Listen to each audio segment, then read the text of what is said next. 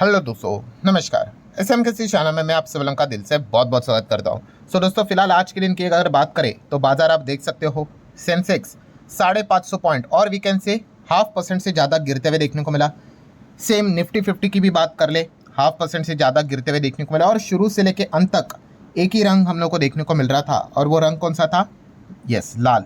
एक टाइम के लिए भी बाजार हम लोग को हरे रंग में आते हुए देखने को यहाँ पे नहीं मिला। पूरी तरीके से हम यहाँ पे कह सकते हैं बाजार में हम लोग को दबाव ही देखने को यहाँ पे मिल रहा था।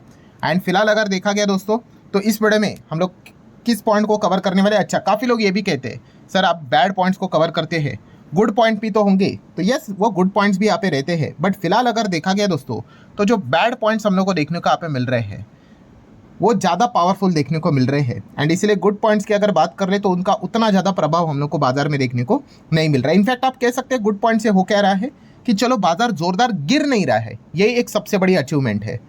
ठीक है, सो दोनों चीज़ों को अभी हम लोग कवर करेंगे। ठीक है, बैड पॉइंट्स के ऊपर भी जाएंगे, बट चलिए गुड पॉइंट्स के साथ ही शुरुआत यहाँ पे कर लेते हैं। अभी देखा गया तो सबसे बड़ा गुड पॉइंट कौन सा देखने को मिला?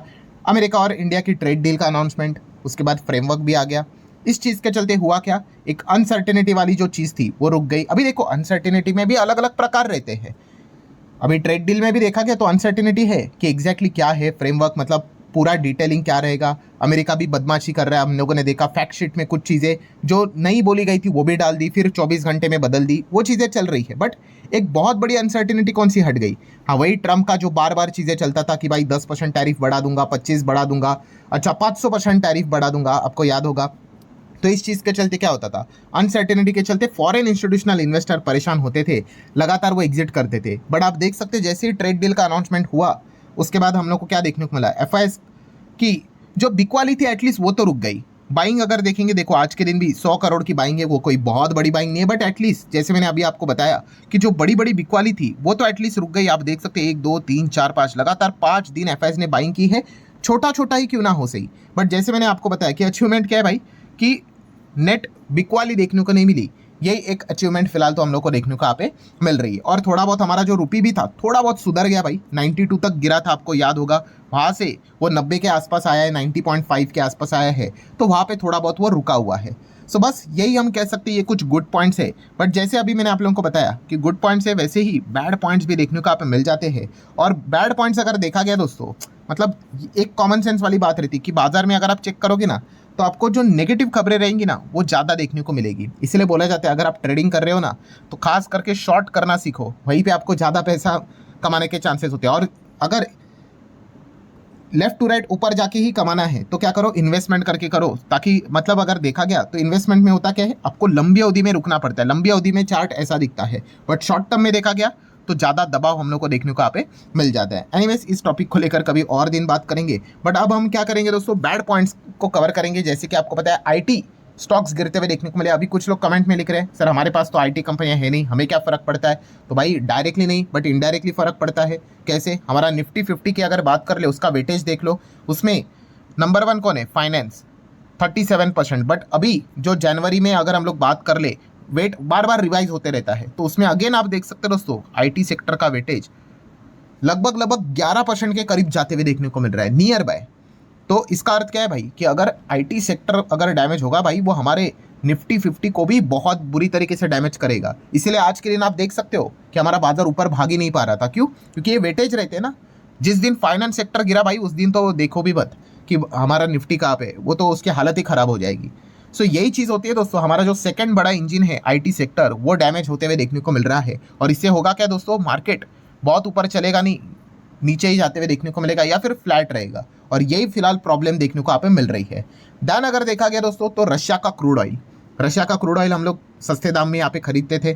ठीक है, अब उसका फायदा तो हम तक तो नहीं पहुंचता था, ये हर किसी को पता है। पेट्रोल डीजल के दाम तो उतने ही देखने को मिल रहे थे। बट रिलायंस की अगर बात कर ले, आपको पता है इसका फायदा रिलायंस उठाता था। बट बाद में अमेरिका ने सैंक्शंस लगा दिए, मल्टीपल चीज़ें बोल दी, भाई रशिया से अगर क्रूड खरीदोगे तो हम आपके ऊपर टैरिफ लगा देंगे, रिस्ट्रिक्शन लगा देंगे। और बाद में रिलायंस ने यहाँ पे क्या कर दिया, रशिया का ऑयल खरीदना बंद कर दिया। बीच में एक रिपोर्ट के जरिए खबर आई थी कि रिलायंस खरीद रहा है करके, बाद में उन्होंने उस रिपोर्ट को डिनाई कर दिया। और रिलायंस ने ये तक कह दिया कि 3 हफ्ते हो गए भाई, हमने रशिया का ऑयल खरीदा ही नहीं, एंड इनफैक्ट एक्सपेक्ट भी है कि जनवरी में वो नहीं खरीदेंगे। सो जैसे रिलायंस ने ये क्लैरिफिकेशन दिया 6-7 जनवरी की खबर है, रिलायंस का शेयर गिर गया। क्यों? क्योंकि उनको डिस्काउंटेड क्रूड से फायदा हो रहा था रिलायंस को। सो ये क्या हो गया, ये चीज़ें रुक गई। अब अगेन आप यही कहोगे कि भाई हमें क्या करना है, रिलायंस हमारे पास तो है ही नहीं। बट अगेन सेम वही चीज़ दोस्तों, कि अगर आप बाजार देखोगे, निफ्टी फिफ्टी का वेटेज देखोगे, तीसरा सेक्टर कौन सा है, ऑयल गैस कंज्यूमेबल फ्यूल्स, ये भी लगभग 10% का वेटेज लेकर चलता है। ये और आईटी सेक्टर नंबर 2 और नंबर 3 की लड़ाई खेलते रहते हैं, ऊपर नीचे होता रहता है। सो ऑयल गैस कंज्यूमेबल फ्यूल्स की भी अगर आप वेटेज देखने जाओगे ना, तो इसमें इस सेगमेंट को चलाता कौन है, देखो Reliance 32.48% weightage oil gas consumable fuels Reliance के हिसाब से चलता है। मतलब रिलायंस अगर ऊपर भागा तो ऑयल गैस कंज्यूमेबल फ्यूल्स ये भी ऊपर भागेगा, रिलायंस गिरा तो ये भी गिरेगा। एंड यही अगर हम देखेंगे तो ये तीसरे नंबर का बड़ा सेक्टर देखने को मिल जाता है, तो जो निफ्टी को ऊपर नीचे करते हुए देखने को यहाँ पे मिल जाता है।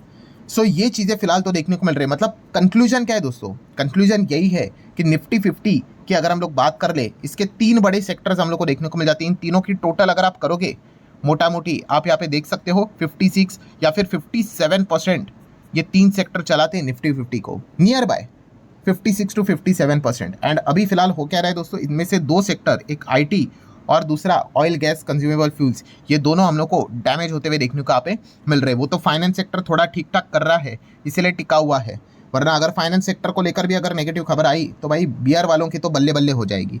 ठीक है, इसमें देखो डरने की जरूरत नहीं होती। अगर आपने शेयर बाजार में कदम रखा है ना, ये चीज़ें चलती रहती है। ठीक है, अभी जो इस चीज़ को लेकर अगर एकदम पैनिक बिनिक हो रहा है भाई, उसने मार्केट में आना नहीं चाहिए। ठीक है, क्योंकि ये नौटंकी यहाँ पे चलती ही रहती है, पहले भी चलती थी, अभी चल रही है, आगे भी चलती रहेगी। ठीक है, बट मेरा काम है भाई आप लोगों को इन्फॉर्मेशन देते रहना। सो आप देख सकते हो ये फिलहाल तो हम लोग को पॉइंट देखने को मिल रहे हैं। और कड़वी सच्चाई यही है दोस्तों कि नेगेटिव खबरें का जो ताकत रहता है वो हम लोग को पॉजिटिव खबरों की ओर बहुत मतलब ज़्यादा देखने को यहाँ पे मिल जाता है, और वो बाजार को नीचे यहाँ पे खींच लेते हैं। देन ऊपर से अभी क्या हो गया, तो इन्फ्लेशन का डेटा अभी हम लोगों ने देख लिया, नई सीरीज आ गई, बेस ईयर चेंज कर दिया भाई 2024 के हिसाब से। एंड पहले टाइम पे हम लोगों ने देख लिया कि इन्फ्लेशन का डेटा पिछले टाइम से डबल और अनुमान से भी कई गुना ज़्यादा देखने को यहाँ पे मिला है। सो इन्फ्लेशन अगर ऐसे ही धीमे धीमे करके ऊपर अगर चलता रहेगा तो फिर ऑटोमेटिकली जो रेट कट का जो अनुमान है भाई, वो भी हम लोग को काफ़ी कम होते हुए देखने को मिलेगा। और रेट कट का अनुमान अगर कम होगा तो बाजार के लिए भी दिक्कत यहाँ पे होगी। रेट कट होना भाई मतलब मार्केट में लिक्विडिटी आना, ये एक इनडायरेक्टली अच्छी बात मानी जाती है। रेट कट मतलब क्या, इन शॉर्ट अगर देखा गया एफडी के ऊपर के रेट्स आपको और कम हो जाएंगे। मान लो अगर आपको एफडी के ऊपर ऐसे ही बोल रहा हूँ हाइपोथेटिकली कि 2-3% अगर मिल गया, तो मान लो, तो लोग बोलेंगे भाई 2-3% क्या करेंगे हम लोग, इन्फ्लेशन इतना ज़्यादा है, तो लोग क्या करेंगे, बेसिक बाजार में पैसा रखना स्टार्ट करेंगे, इंडेक्स में पैसा डालना स्टार्ट करेंगे। तो ये चीज़ें हम लोग को देखने को यहाँ पे मिल जाती है। सो दोस्तों फिलहाल देखा गया तो यस, यही चीज़ें हम लोग को चलते हुए देखने को यहाँ पे मिल रही है, जिसमें जैसे अभी मैंने आपको बताया कि गुड पॉइंट्स थोड़े लिमिटेड है, बैड पॉइंट की जो ताकत है वो कुछ ज़्यादा ही हम लोग को देखने को यहाँ पे मिल रही है। ठीक है, एंड इसी चीज़ को लेकर अगर देखा गया दोस्तों, तो बाजार हम लोग को एक मतलब आप देख सकते हो कि एक ही इसमें मतलब बोलते हैं ना फंसना, मार्केट एक ही रेंज में हम लोग को फंसते हुए देखने को यहाँ पे मिल चुका है। कई साल अगर देख सकते हो 1-1.5 साल यहाँ पे हो गए, उसी रेंज में फिलहाल तो हम लोग को फंसते हुए देखने को यहाँ पे मिल रहा है। सो अभी मार्केट को अगर यहाँ से और ज़्यादा अगर उड़ना है, कमबैक अगर करना है, तो क्या चाहिए, ऑब्वियसली रेट कट तो हमेशा भाई वेलकम वाला स्टेप होता है। अमेरिका से भी रेट कट यहाँ पे होना चाहिए, हमारे इधर भी रेट कट यहाँ पे होना चाहिए, ये एक पॉजिटिव पॉइंट यहाँ पे रहता है। ठीक है, देन ट्रेड डील की अगर बात कर ले तो आपको पता है मार्च तक पूरे ट्रेड डील का पॉइंट हमारे सामने यहाँ पे आ जाएगा कि एग्जैक्टली कितना पॉजिटिव पॉइंट है। एंड खास करके एफआईएस भी आप देख सकते हो दोस्तों, थोड़ा सा वेट एंड वॉच जैसी सिचुएशन में है, बहुत ज़्यादा खरीद भी नहीं रहे, बहुत ज़्यादा बेच भी नहीं रहे, वो भी देखना चाहते कि भाई एग्जैक्टली ट्रेड डील में यहाँ पे हुआ क्या है। एंड उसके बाद ही पता यहाँ पे चलेगा कि एग्जैक्टली वो कितने तीव्रता से वापस कमबैक करेंगे या नहीं करेंगे। सो ये कुछ मोड्स हम लोग को फिलहाल तो बाजार में चलते हुए देखने को यहाँ पे मिल रहे हैं। एंड इसीलिए आप देखोगे तो निफ्टी अभी भी हमारा उसी दायरे में यहाँ पे फंसा हुआ है। ठीक है, 26,000 के अभी भी हम लोग फिलहाल तो नीचे ही यहाँ पे चल रहे हैं। एंड रही बात यहाँ पे काफ़ी लोग सोचते होंगे सर यहाँ पे आपने Q3 के रिजल्ट के बारे में यहाँ पे बात नहीं की कि ये पॉजिटिव है या नेगेटिव है। तो यहाँ पे इस वक्त की अगर बात कर ले दोस्तों, तो थोड़ा सा मिक्स परफॉर्मेंस हम लोग को देखने को मिल रहा है। मतलब कुछ कंपनी के नंबर डिसेंट देखने को मिल रहे हैं, कुछ कंपनी के नंबर काफ़ी खराब देखने को आप मिल रहे हैं। सो थोड़ा सा आप यहाँ पे कह सकते हैं क्वार्टर के नंबर जो है तो थोड़ा सा जैसे अभी मैंने आपको बताया ओके थोड़ा सा मिक्स टाइप वाले हम लोग को देखने को यहाँ पे मिल रहे हैं। वरना कभी कभी क्या होता है कि सारे कंपनी के नंबर एकदम ही ज़बरदस्त लेवल पे हम लोग को देखने को मिल रहे हैं, या फिर कभी क्या होता है यस बहुत ही खराब देखने को मिल जाते हैं। बट इस वक्त अगर देखा गया तो सो ओके यहाँ पे डिपेंड कर रहा है कौन सी कंपनी है, उस हिसाब से हम लोग को नंबर देखने को मिल रहे हैं। मतलब दोस्तों फाइनल यहाँ पे पॉइंट क्या है, कंक्लूजन क्या है, यस जो बियर वाले हैं ठीक है, वो हमेशा यूजुअली देखा गया ना तो शॉर्ट टर्म में बियर वाले ही ज़्यादा हावी देखने को यहाँ पे मिल जाते हैं। एकदम रेयरली बुल रन हम लोग को देखने को मिल जाता है, तब बुल एकदम रोज मार्केट को ऊपर लेके जाते हुए देखने को मिल जाते हैं। सो ठीक है दोस्तों, जो भी प्लस पॉइंट थे, माइनस पॉइंट भी जो थे, वो सारे मैंने आप लोगों के सामने रखे हुए हैं। आप चाहो तो फर्दर इन चीज़ों को स्टडी यहाँ पे कर सकते हो। सो आशा करता हूं दोस्तों वीडियो हेल्पफुल लगा होगा। चाहो तो लाइक एंड शेयर कर सकते हो। मिलते हैं नेक्स्ट वीडियो में, तब तक के लिए बाय बाय।